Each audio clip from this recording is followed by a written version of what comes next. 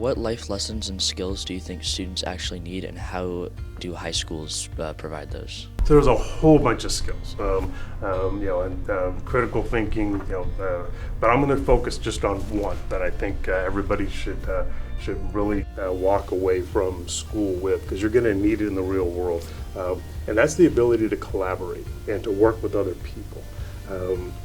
Oftentimes in schools, you're held accountable for your individual knowledge, your individual ability to do well on a test or do well on an assignment of some kind. In the real world, almost exclusively, you're working with other people to solve problems. There's very few situations where you're in a spot by yourself.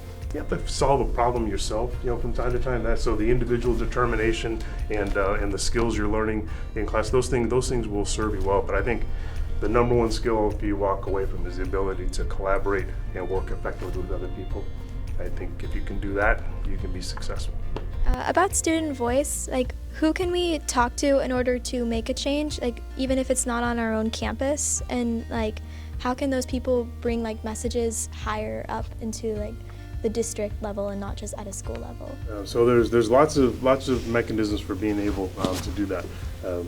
If you're not aware, you actually do have a school board representative. There's a student.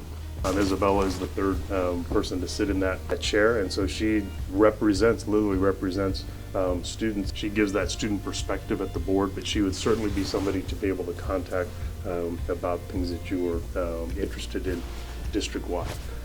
Always opportunities, student equity councils, your student leadership here, the ability to work through your site principals.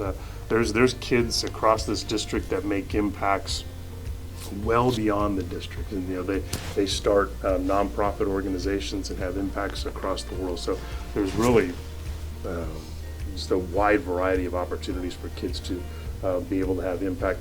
Kids email me directly sometimes. My email box is wide open, and so there's lots of avenues for kids to be able to share ideas that they think would help make the district better, help make an individual school better. So I think there's plenty of opportunities to do that, and maybe we could be better about communicating what some of those are so that people know they exist. But we love hearing from kids. In the end, we're here to serve kids, and getting your perspectives on how things are working is really important. So the last question here is college worth it? That's a very individual decision. There's plenty of ways to be successful in this world and not go to college, but college also is a really great opportunity.